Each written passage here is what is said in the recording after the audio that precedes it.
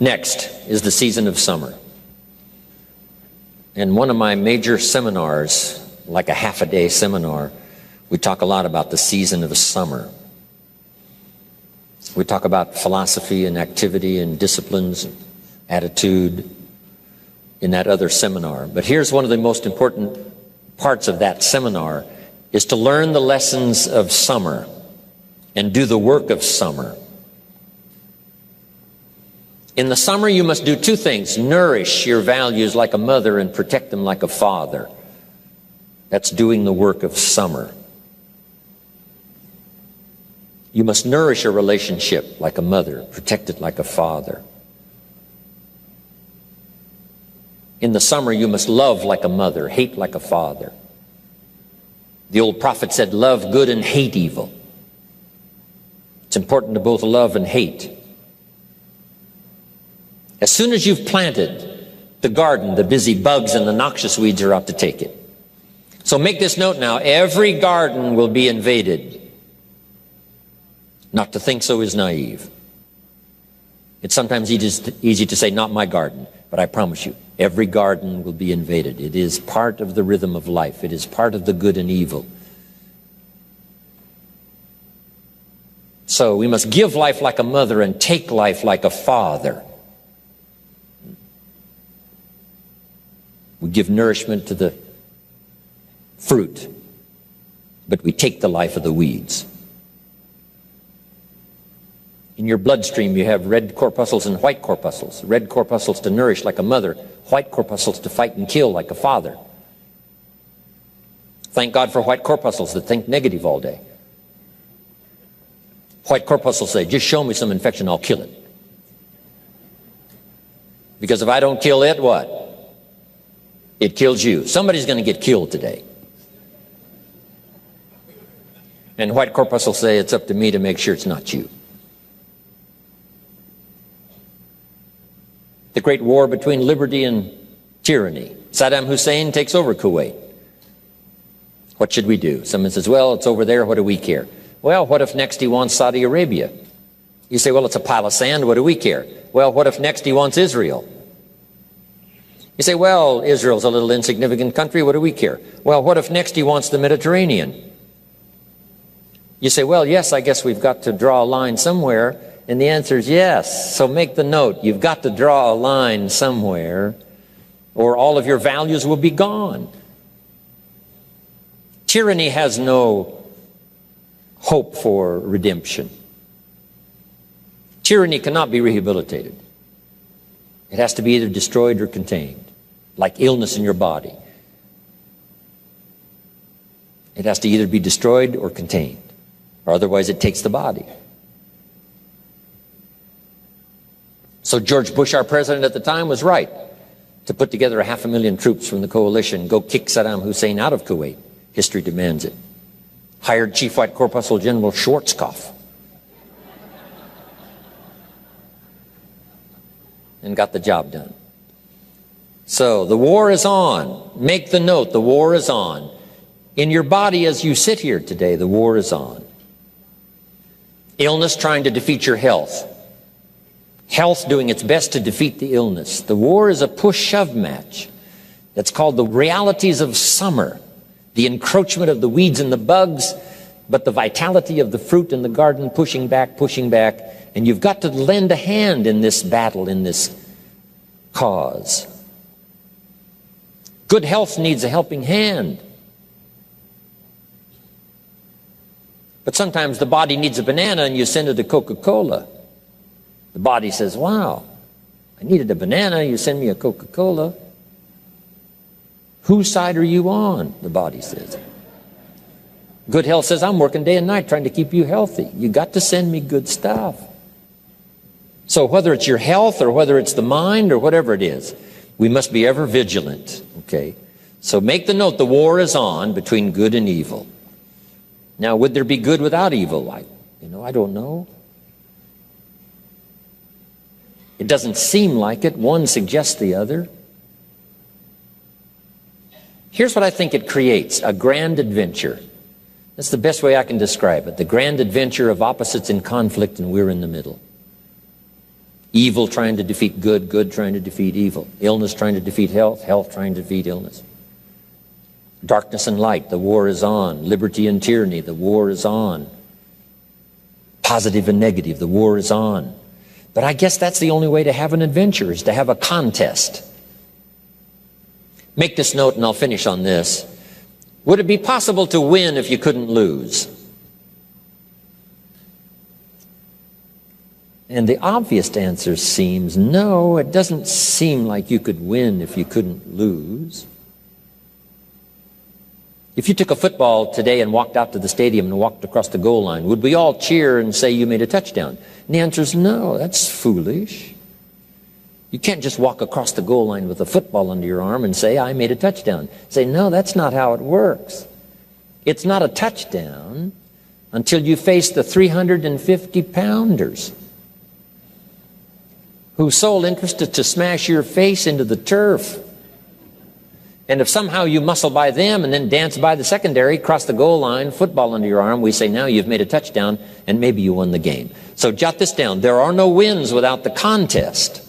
It's the contest that creates the adventure to win or lose.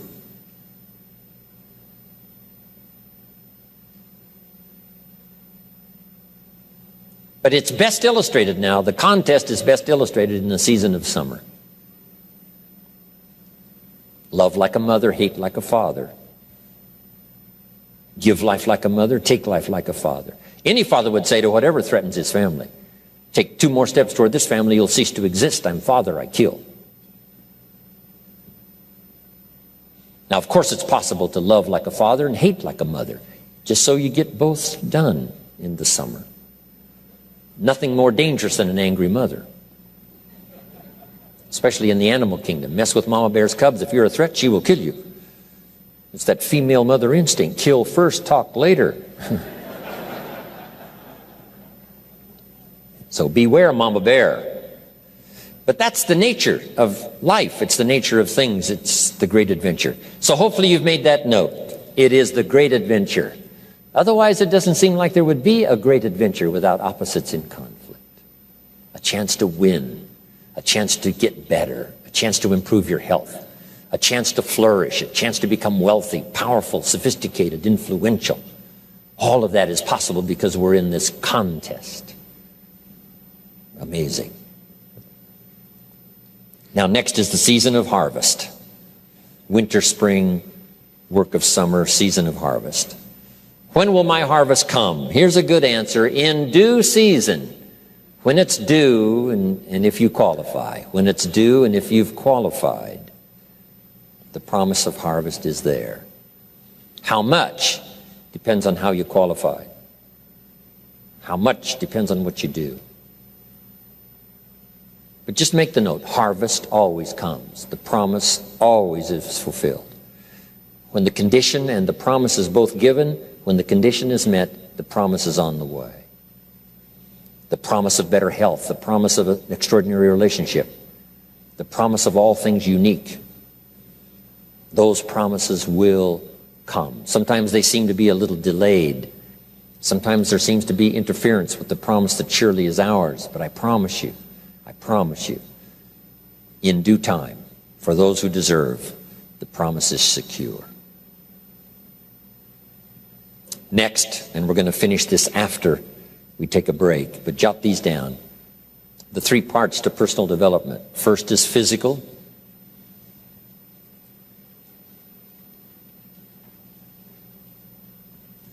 What's important about the physical is the body and the mind work together. Healthy body, healthy mind. Instruction in Scripture says, treat your body like a temple. That's a good connotation. Treat your body like a temple, something you would take extraordinarily good care of. Don't treat your body like a woodshed, but a temple. And the body and the mind work together. Here's a unique phrase. It says, many times the spirit is willing, but the body is weak. That would be pitiful. A strong spirit and a weak body. So we must work to change that, so we have a strong spirit and a strong body. Here's what the body is, the physical part, is the support system to carry out the wishes of the mind and the spirit. A support system to carry out the wishes.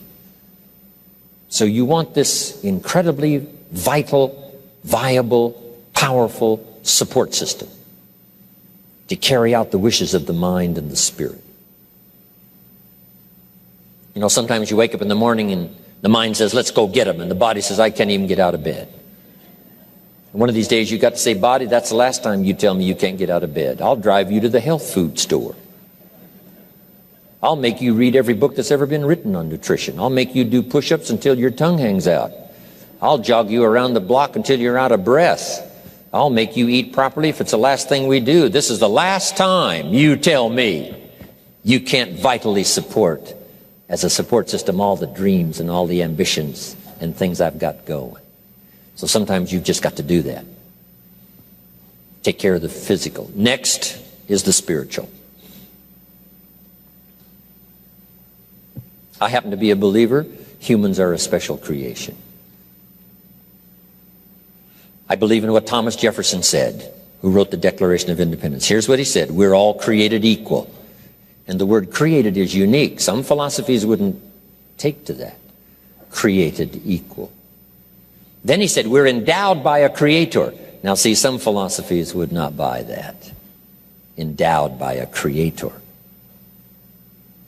But we are believers, I believe. And we're given certain rights and gifts by a creator. Interesting language. And I won't talk any more about spirituality. Everyone has, of course, their own concept and belief. But let me give you this on spirituality. Jot this down. If you are a believer, I'm not asking you to be a believer.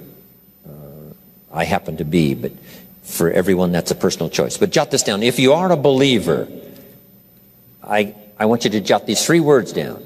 And I'd like to be known for these 3 words. Study, practice, and teach. If you're a believer, study, practice, and teach.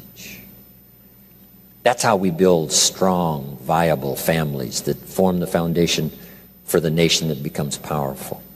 Study, practice, and teach. Now here's the next part. The mind. First is the physical, then is the spiritual, and then the mental. And we're going to talk about nourishing your mind, developing your mind so that it becomes a powerful vehicle to use in whatever enterprise, ambitions, things that you want for the future. We'll have a good time doing this. We'll talk about your personal development library, what to put in it so that your mind is continually nourished by good ideas, and some other things on developing the mind to take you where you want to go. But right now we're going to take a break. Right after the break now, Zig Ziglar, my longtime friend for I don't know how many years, 40 plus, we did a tour of Australia together last year. Tommy Hopkins and me and Zig Ziglar, all on the same program. It was so much fun. And as soon as we come back from the break, Mr. Zig Ziglar is going to take some time, share his experiences and some ideas with you that could very well be life-changing. So make sure that you're here. Okay, thank you very much, everybody.